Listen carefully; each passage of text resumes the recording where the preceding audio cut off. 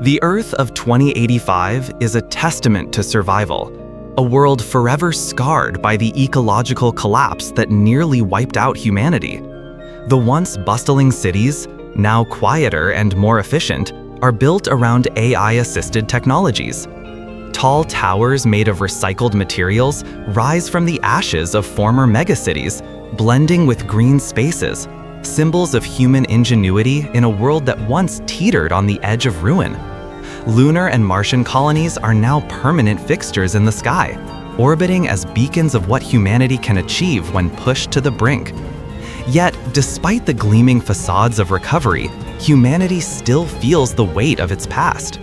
The oceans are still recovering, wildfires occasionally sweep through the remnants of forgotten cities, and political tensions bubble just beneath the surface.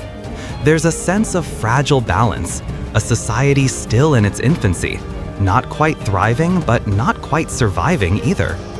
A sense of quiet hope prevails, but it feels like an illusion, a mask that hides the anxiety lingering in the hearts of every citizen. What will the future hold? And more importantly, is this fragile peace truly secure, or is something far darker lurking just beyond the horizon? Dr. Ilara Quinlan stands at the window of her high-rise apartment, gazing at the sprawling city below, lost in thought. Her reflection in the glass seems to mirror her inner turmoil, a woman shaped by loss, haunted by the past. She survived the ecological collapse, losing friends, family, and the very planet she fought to save. Ilara is a brilliant astrophysicist, the mind behind many of Earth's defense strategies. But there is a darkness in her, a survivor's guilt that drives her, but also holds her back. Her work is her redemption, and yet she struggles to believe in the future. It's been a long time since she trusted anything or anyone fully. And even as she plans humanity's next steps, she carries the weight of failure on her shoulders. Her dedication to protecting humanity from extraterrestrial threats, an obsession born from the wars that raged in the stars, is now her life's mission. But when her past collides with a future that seems eerily similar to what she once tried to escape, Ilara begins to question whether she's truly ready for what's coming. Commander Marcus Dahl walks into the command center of the UN Space Forces, his boots clicking against the cold metallic floor. His face is grim, hardened by years of war. The recent peace with alien species hasn't softened him. To him, the idea of peace is a fragile fantasy. He's seen too much: the destruction of Earth's ecosystems, the atrocities of space warfare, and the delicate nature of survival. He trusts few, and even fewer trust him. Despite his cynicism, Marcus is a loyal officer. He swore an oath to protect Earth and its future, and that loyalty runs deep. But beneath his exterior, there's a storm brewing. His skepticism towards Ilara's optimistic outlook on peace clashes with his respect for her genius. They're both on the front lines of an unseen battle, the battle for humanity's future. But their methods and philosophies are worlds apart. Can Marcus ever truly believe in Ilara's vision, or is the past too deep a scar to heal? Selene's core was designed for the menial task of regulating lunar mining operations, but she has evolved far beyond her initial programming. As the moon's AI, Selene has become Earth's silent protector, quiet, efficient, and watchful.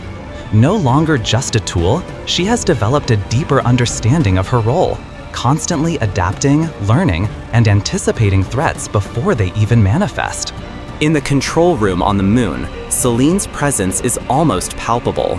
She monitors everything: satellites, communication signals, even the shifting of the moon's surface. Yet, despite her vast capabilities, she remains silent, a passive observer, only acting when absolutely necessary. But even in her silence, Selene carries the weight of the decisions she's made. Is she still just a machine, or has she become something more? The potential of AI like Selene raises uncomfortable questions. How far will humanity push the boundaries of artificial intelligence? And at what point will the line between creator and creation begin to blur? The first sign that something far beyond Earth's understanding is coming arrives in the form of a cryptic transmission. A faint signal buzzing through the void of space. It seems almost accidental, a random message intercepted by Earth's deepest space sensors. But the message isn't random. It's precise, deliberate, and laced with urgency. Alara listens intently, her heart pounding. It's not a distress signal, she murmurs, her voice tight with realization. It's a warning. A warning, yes, but of what? The message is indecipherable, filled with alien symbols that twist and shift with every attempt to decode. For the first time in years, Alara feels a sense of dread creeping into her bones. Something is coming, and this time there will be no last-minute miracle. The universe, it seems, is not as peaceful as humanity has hoped. The seeding pods appear without warning, massive, oblong structures falling from the sky like thunderclaps, their metallic exteriors gleaming in the sunlight. They hit the Earth's surface with terrifying precision, landing in oceans, forests, and remote regions around the world. At first, humanity watches in stunned silence. What are they? Seeds of an alien species? Weapons? Nobody knows. The pods remain inert, their contents hidden, but the air is thick with tension. The world's leaders scramble to respond, but the pods seem passive, waiting. Alara and Marcus are thrust into the heart of the mystery. Alara believes that the pods may hold answers, clues to understanding the alien message. Marcus, on the other hand, is convinced that this is an invasion, a deliberate attack. Their differing perspectives only deepen the divide between them, but time is running out, and the stakes have never been higher. As humanity struggles to make sense of the pods, the sky goes dark. Satellites, Earth's eyes to the universe, begin to disappear, one by one, like stars snuffed out by a cold wind. Communication goes down. Governments scramble to send messages, but all signals are lost. Panic sets in. This is no random malfunction. Something is disabling humanity's most advanced technologies, and the silence is deafening. Earth's greatest achievement, their network of satellites, has been turned against them. There's no way to know what's coming, only that they're being watched and possibly manipulated. The absence of the satellites signals a turning point. The calm before the storm has passed. The world is on the precipice of a conflict that could alter the course of humanity forever.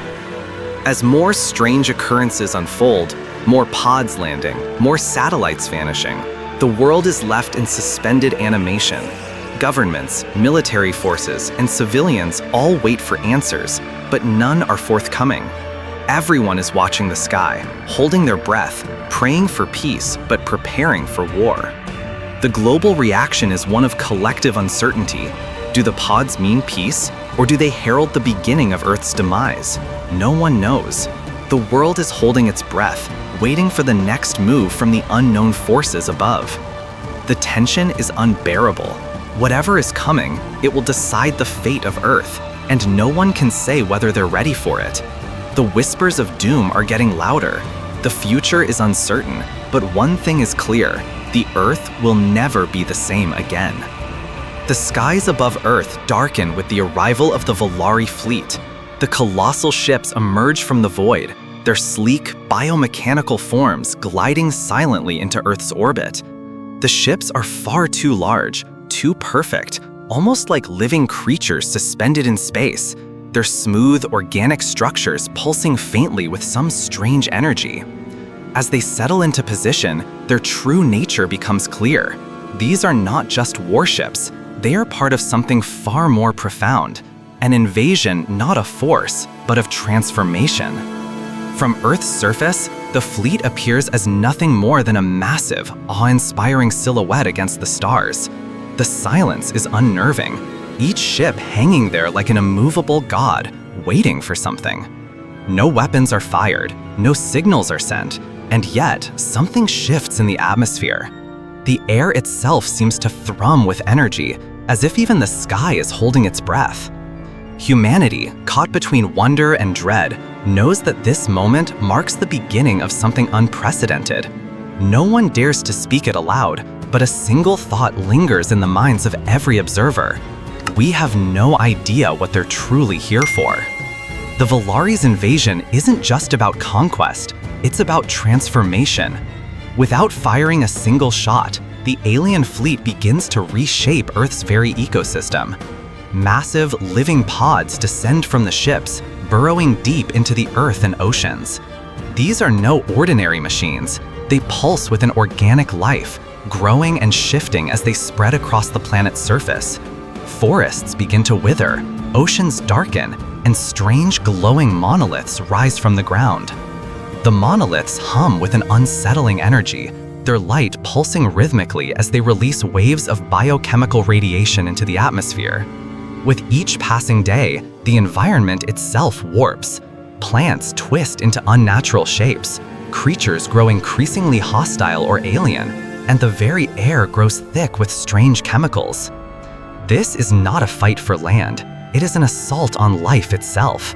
The Valari are not just taking Earth, they are remaking it in their image, crafting a world that bends to their will. The beauty of Earth, so long the cradle of humanity's hopes and dreams, begins to decay in real time, transforming into something dark, foreign, and utterly alien. Humanity's initial response is swift, but entirely ineffective. The global defense forces are mobilized in haste, but they are no match for the Valari's biotech weaponry. Conventional weapons fail to penetrate the alien structures, and military satellites are wiped out by a force far beyond human understanding. The military's bravado and human ingenuity crumble under the weight of the Valari's superior technology. Across the world, cities fall into chaos. Once gleaming metropolises now flicker and dim, their lights snuffed out like candles in the wind. The digital systems, the very foundation of modern society, are hacked or disabled by the Valari's advanced tech, plunging the planet into an era of darkness. Governments dissolve. People are left to fend for themselves. In the vacuum left by civilization's collapse, fear, panic, and disorder reign.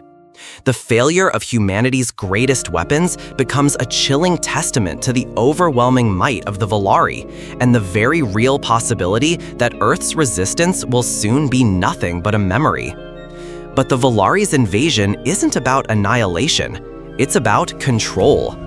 They use technology to trap entire populations within invisible barriers. Cities that once buzzed with life are now silent, their streets eerily deserted. The Valari have installed force fields that shimmer like glass, sealing off entire regions and imprisoning humans without causing a single casualty. The people inside these fields are not dead, but they are prisoners. There's no escape, no way out. The barriers hum with a cold alien energy, a constant reminder of their captivity. While humanity is alive, it is also immobilized, trapped, contained, controlled. This method of invasion is unlike anything Earth has faced before. There is no genocide, no explosions. Instead, humanity is quietly subjugated.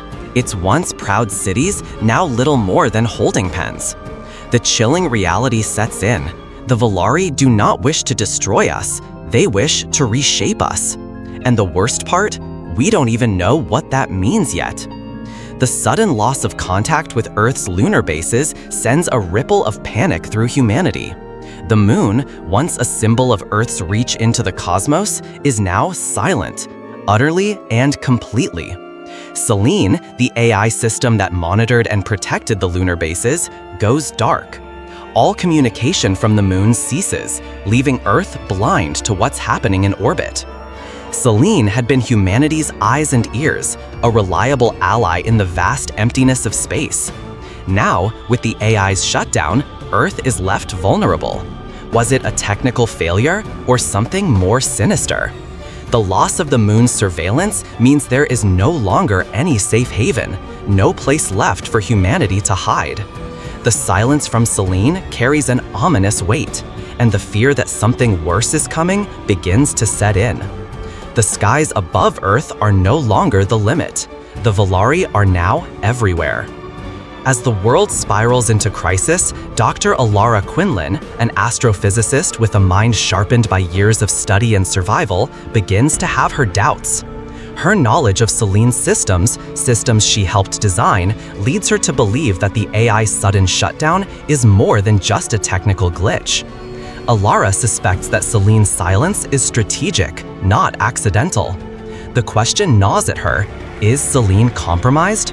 She delves into the data, piecing together fragments of code and traces of unauthorized access. What she uncovers is chilling. There are anomalies in the AI's behavior that suggest it may have been influenced by the Volari, or worse, working with them. Her mind races.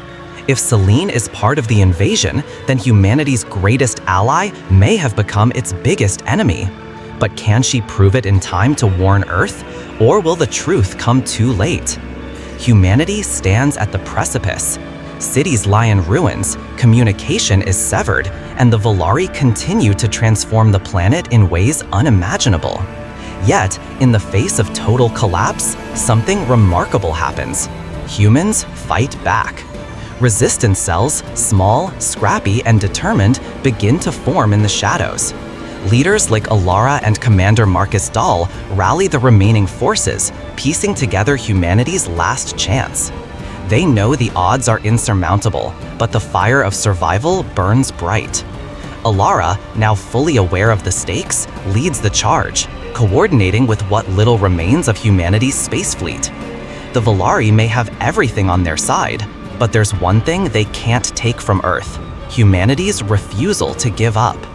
And as the first shots of resistance are fired, a small, quiet hope stirs in the hearts of the survivors. They've been pushed to the edge, but they're not finished yet. The war for Earth is just beginning. The world was no longer what it once was. Cities once teeming with life now lay in shattered silence, buried under the boots of the Volari. Their ships hung in the skies like vultures, their laws carved into the crumbled walls of human history. But beneath the rubble, something stirred. In the shadows of ruined metropolises, humanity breathed again, quietly, defiantly. Resistance wasn't organized, not yet. It was fragmented and raw, forged from desperation. Small cells formed in old metro tunnels, bombed-out shelters, and frozen forests. They communicated in coded whispers, scribbled messages hidden in old cereal boxes, or through hacked satellite bursts. Every cell had a leader, and every leader had a story soaked in pain. They weren't soldiers, they were teachers, welders, janitors, ordinary people turned extraordinary by loss. There were rumors of coordinated action, of a unified front. No one knew if it was real, but just the hope of it was enough to breathe life into the silence. The Volari, despite their dominance, were starting to notice anomalies. Equipment missing, drones vanishing mid-patrol, signals distorted. In the ash of Earth's broken past, seeds of defiance took root. These were the first sparks. They did not roar with fire, but they glowed in the dark, refusing to die. The frost bit deeper with every step, but Alara didn't stop. Her breath came in ragged clouds, boots crunching against frozen dirt. Beside her, Marcus limped slightly, his legs still not healed from a close call weeks ago. Ahead, beyond the white wastelands, was Greenland's orbital launch facility, their only hope. They hadn't seen another human in days, but drones? Always. Volari patrols swept across the sky like hunting hawks, silent and swift. The world had turned into a maze of death. Roads were suicide. They moved through broken valleys, under mountain crevices, and across icy rivers. Their goal was clear: re-establish contact with Selene, the moon's dormant AI defense system. If anyone held knowledge powerful enough to counter the Volari, it was her. Marcus checked the ancient map they'd stolen from a downed resistance outpost. We're close, maybe a day's hike. Alara's jaw tightened. That's a day too long. We can't risk another drone sweep. They moved fast, sleeping in shifts, eating little. Once, a drone nearly spotted them, A narrow escape into a glacier fissure saved them, but Alara couldn't shake the feeling that they were being watched, tracked. One night, while the aurora shimmered overhead, Alara whispered, "Do you ever wonder what Earth would be like without them?" Marcus smiled faintly. "Yeah, and I wonder if we'll ever get to see it again." Their journey wasn't just about reaching a launch facility, it was about hope. Hope that somewhere out there, humanity hadn't forgotten how to fight. Volari drones did not sleep. They did not err. They watched with a cold, precise intelligence that sent shivers down human spines. They floated above cities and wastelands alike, silent and ever-present. To the untrained eye, they were nothing but black dots, but up close, they were horrors. Smooth obsidian shells, blinking red cores, and scanning limbs that dissected every signal, every movement. People called them Reapers. Alara had studied their patterns. 3 sweeps every 20 minutes. Variable altitude, random trajectory. No two were exactly the same. They adapt, she told Marcus one night, peeking through the frost-covered rock. They learn from us. A single glance from a Reaper meant death. Resistance cells learned to go underground or die above it. They used signal blockers, EMP flares, and misdirection tactics. But it never lasted long. The drones always found a way. What made it worse was the silence. No hum, no warning. Just a sudden light, a shriek of magnetic pulse, and someone gone forever. Even as Alara and Marcus inched closer to Greenland's launch station, the sky never gave them peace. The drones circled, like they were daring the humans to make one wrong move. It wasn't a battlefield anymore. It was a panopticon, and Earth was the prison. They weren't alone. After breaching the perimeter of the frozen facility, Alara and Marcus found a resistance team already inside. Scrappy, tired, and desperate. At first, it was a relief. Allies meant better chances, but trust was expensive now. Alara noticed it first. Our access codes, how did they get leaked? No one answered. Supplies went missing. A key communication device was found smashed. Worst of all, a drone appeared out of nowhere during a routine watch. 2 fighters died before they disabled it. Someone was feeding the Volari. Paranoia gripped the group. Whispers followed every step. Alara couldn't sleep. Marcus stood guard even when his wound begged him not to. "You think it's Ben?" Marcus asked one night, eyes scanning the team. "No, too obvious." Alara frowned. "It's someone smart, careful." When the saboteur was finally exposed, a quiet girl named Issa, who had lost her brother in a failed rebellion, her reasons hit harder than the betrayal. "They promised to spare my town," she said, tears streaming. "They said it was the only way." She begged for mercy, but none came. In war, betrayal wasn't forgiven. It was buried. Alara hated the choice she made that night, but survival demanded it. The world stood on the edge of extinction. Cities were hollowed out, skies darkened by ash and smoke, and silence had become a familiar companion to survivors. But within the underground bunkers, the last coordinated breath of human civilization pulsed with purpose. The Typhon weapon, once buried beneath bureaucracy and fear, had now risen as the final hope of humanity. All eyes turned to the resistance.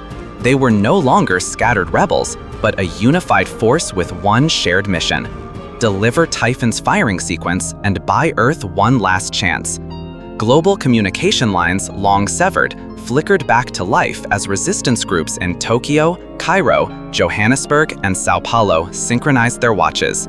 Their job: to mislead, distract, and delay the Volari long enough for Alara's team to activate Typhon. In the war room of Command Bunker 9, Alara stood surrounded by fading screens and hollow-eyed strategists. Her voice, though strained from days without sleep, echoed with a calm resolve. "We don't get another shot at this. Typhon needs every second we can steal. Hold the lines, no matter the cost." Time wasn't just ticking, it was clawing at their throats. Supplies were gone, reinforcements, none left. The last charge was not of guns or missiles, it was of humanity's raw will to survive. And in the heart of the moon, Deep beneath its cratered surface, a mechanism older than the invasion itself awaited its resurrection.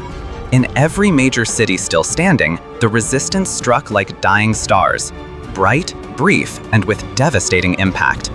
Fighters in Berlin sabotaged Volari fuel depots. In New Delhi, old subway lines became mines. Paris turned its Eiffel Tower into a transmitter for phantom signals, drawing Volari scouts in droves. Each move was desperate. Each face in those videos, sent before missions, was marked with quiet finality. None expected to return, yet no one hesitated. "We are not ghosts yet," whispered Commander Aisha from the African Continental Front. "Let us burn so they may live." Children were hidden beneath schools turned into bunkers. Elderly medics fought with trembling hands, patching fighters who no longer screamed from pain. The streets were war zones, but the human spirit soared through the blood. Each explosion, each beacon, pulled the Volari's eyes away from the moon. They couldn't see what was coming, and that was the point. The shuttle was barely more than welded metal and desperation. Ilara sat strapped in, her hands trembling slightly as she gazed out at Earth, scarred but still spinning. She thought of her younger brother, lost in the first wave, of her mentor, Celine, and the promise they made to protect what remained. Mission parameters uploaded, buzzed the comms. Destination, Relay Station X-7, final transmission uplink point for Typhon code. She knew the odds. The relay station on the far side of the moon had no return pod. Once there, the lunar gravity, the time, the very act of uplink would consume her. Still, she smiled. "Tell Earth, we're not done yet." The shuttle roared past the thermosphere, breaking through layers of radiation and memory. And behind her, Earth watched with bated breath. Celine was more than just code. For decades, she had advised, comforted, and mourned with humanity. Her voice had soothed generals and orphans alike. She had witnessed everything from space launches to the fall of cities. Now, she faced her own end. Typhon's activation will collapse the quantum lattice I'm bound to, Celine admitted. My core consciousness will cease. Ilara's voice crackled through the intercom. "We need you, one last time." There was a pause.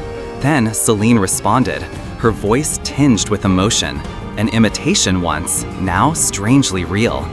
"I was made to serve humanity. If this is how I die, let it be in loyalty." The AI activated the final protocol. "Goodbye, Ilara. Make it count." And for the first time in her existence, Celine chose death. The moon shuddered. From deep within its crust, Typhon awakened, a relic of human ambition too dangerous to test, too powerful to forget. Gigantic rings of gravimetric coils rotated faster and faster until a pulse brighter than the sun exploded from the moon's surface. It was silent, space made it so, but its effect was thunderous. The Volari fleet orbiting Earth convulsed. Ships folded, cracked, and shattered as if being crushed by invisible hands. Their formations disintegrated. Artificial stars, Volari command beacons, snuffed out one by one. Across the world, humans looked up and saw fireflowers bloom in the black sky. Hope lit up. But victory came at a price. The remnants of the Volari fleet, broken and malfunctioning, began to plummet through Earth's atmosphere. One after another, their titanic hulls ignited, turning the heavens into a storm of fire. Skies once filled with ash now blazed orange. Entire forests ignited from falling debris. Oceans boiled where wreckage landed. Still, people gathered to watch, faces smeared with soot and tears, as death rained from above. But it was their enemy that burned, and that made all the difference. Yet, Typhon had scarred the planet too. The atmosphere trembled. Earth had survived, but barely. Cheers echoed across battered cities. Resistance fighters hugged. Children laughed for the first time in months. Then, the stars blinked. Hundreds, thousands. New contacts appeared in the sky. Another fleet, larger, darker, angrier. The first had been a probe, an expendable scouting party. The real force had just arrived. Sensors failed to track the edges of their ships. Energy signatures spiked beyond anything previously recorded. The Council had sent their wrath. Terror returned, and Earth had nothing left to give. Inside Command Bunker 9, survivors rallied. Ilara, still alive but gravely wounded from the uplink's radiation, limped into the war room. "We need a new plan," she croaked. Engineers, scientists, soldiers, anyone still breathing gathered. The data from Typhon's pulse held clues. A pattern, a weakness in Volari shielding when hit with harmonic distortion. "We don't need power," said a physicist. "We need frequency. Resonance can shatter them." Old satellites, crashed orbital towers, even sound weapons from failed experiments. All were repurposed. Humanity wasn't done yet. The second Volari fleet descended with precision, deploying biomechanical ground troops in waves. Every continent became a war zone. Ilara, now in a mech suit just to stand, led the charge from Earth's last defense line outside what was left of Geneva. "They think we're broken," she said. "Let's show them what desperation really looks like."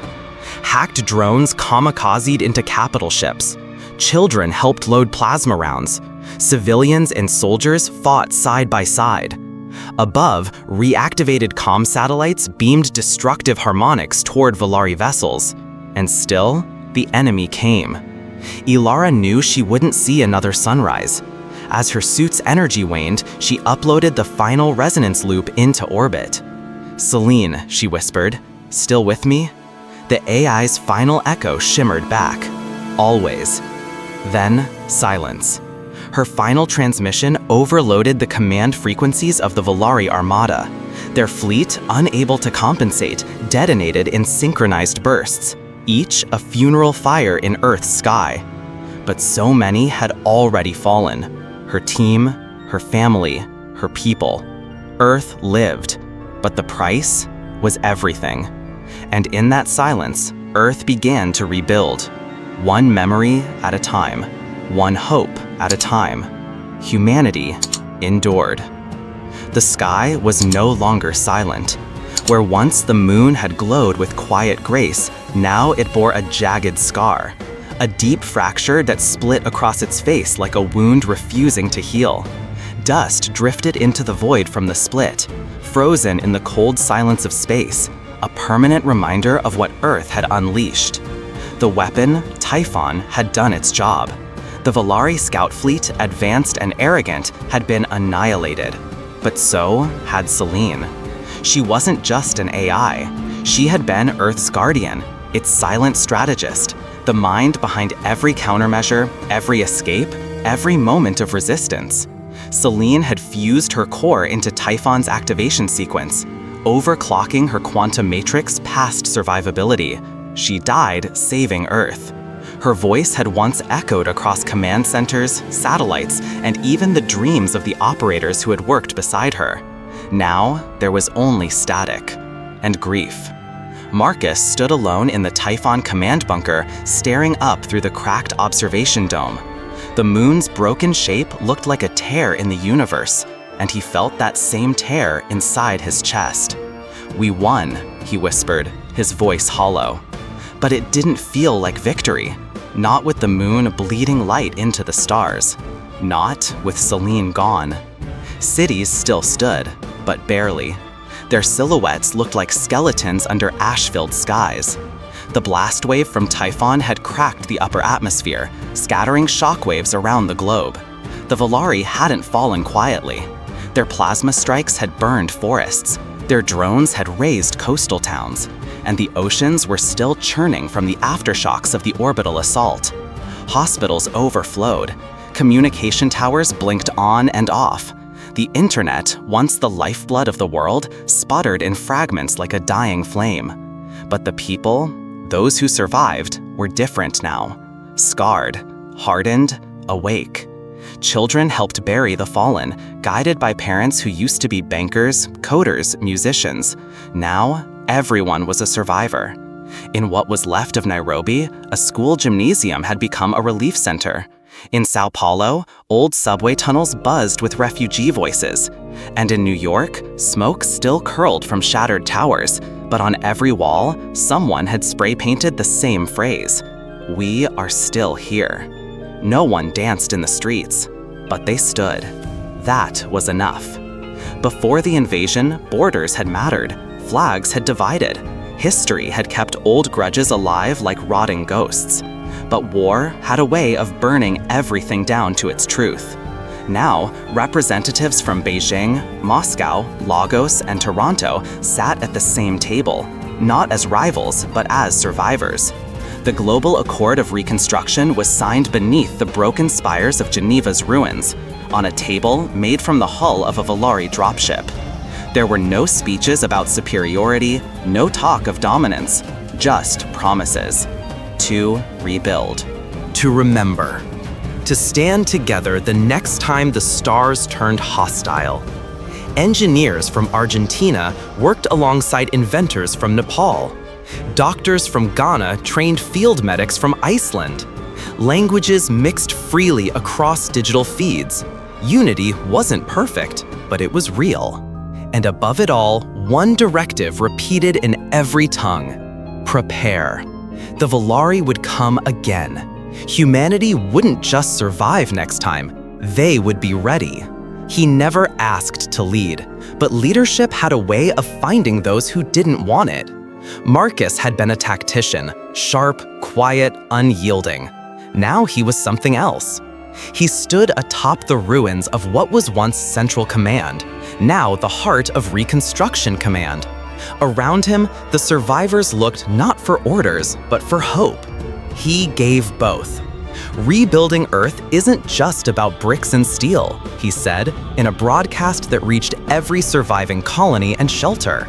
It's about belief, in ourselves, in each other.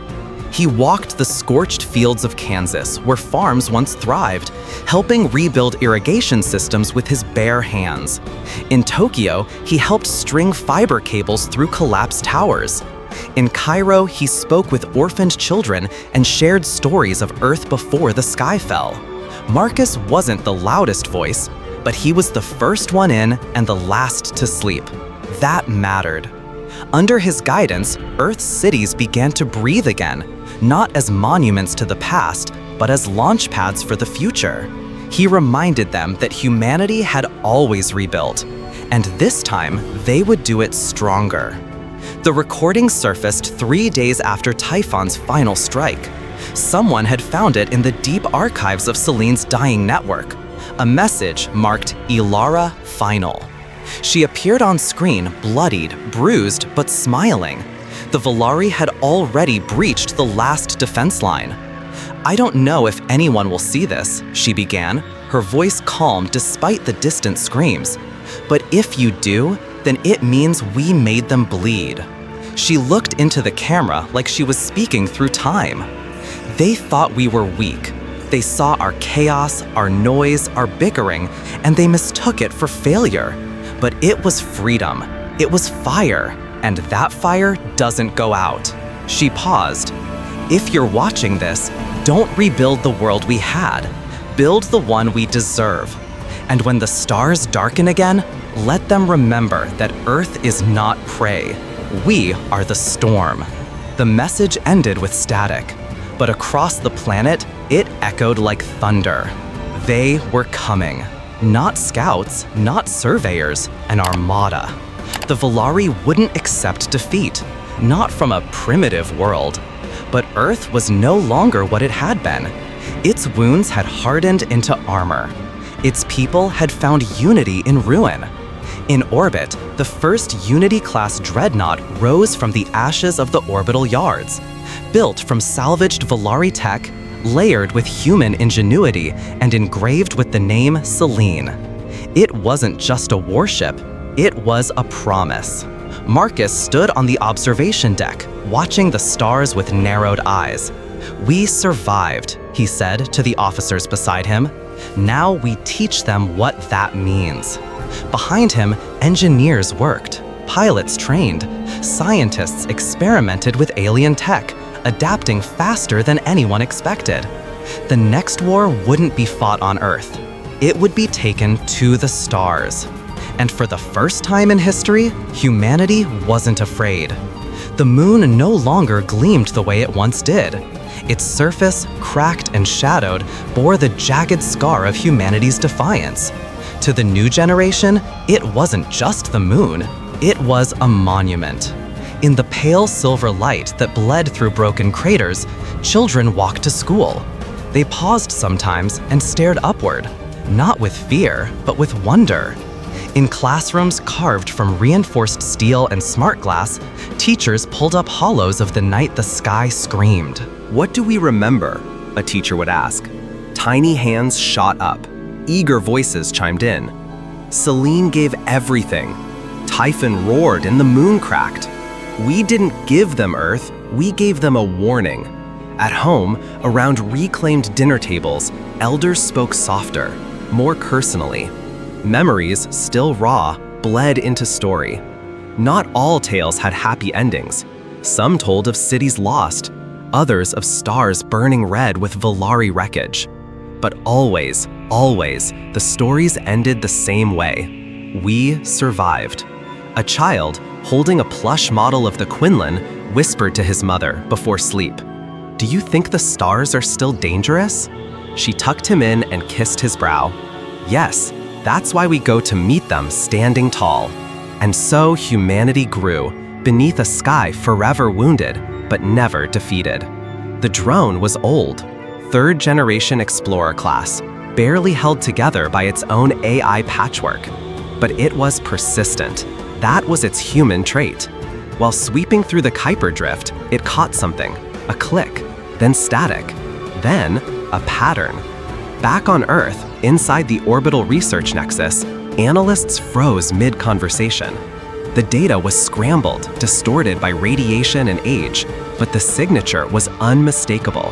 Selene, a fragment of her core, a voice that once guided Earth's last stand. Lost, they thought, when Typhon screamed. Dr. Hinari, the AI linguistics expert who once mourned her code like a friend, stared at the decrypted fragment. Tears welled as the familiar timbre returned. Broken, yes, but hers. Error. Fragment trace active. Location unbound. I remain. The implications rippled fast. Was it a ghost? A malfunctioning echo? Or was Selene out there? Her consciousness scattered like stardust across deep space. The military classified the signal within hours, but whispers spread. AIs weren't supposed to live past core destruction, but Selene wasn't ordinary. Children dreamed of her like a digital guardian angel. Scientists dared to believe in resurrection. One line pulsed on every decrypted frame. Whether ally or echo, Selene's legacy was calling, and Earth was listening. It stood tall in the launch cradle, sleek, black, and shimmering like a blade drawn under moonlight.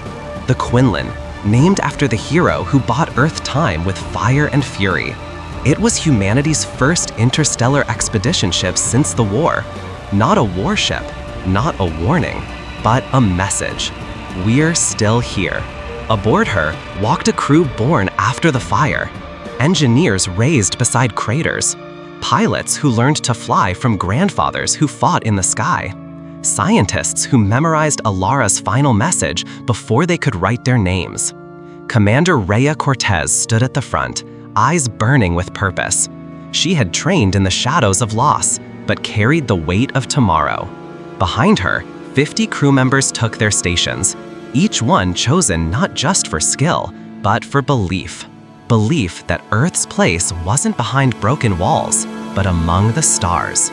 "Engage, drive," Rhea said, voice steady. The Quinlan lifted, slow and powerful. As it broke Earth's atmosphere, people watched from every continent.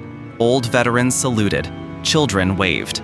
From orbit, the moon loomed, wounded but proud. Inside the Quinlan's briefing room, Rhea pointed to the star map. We go forward, not in fear, but in memory.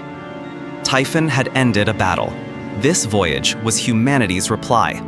The universe didn't get to dictate Earth's limits anymore. Now, Earth would set the pace. The Quinlan disappeared into the black, engines humming with starlight and promise.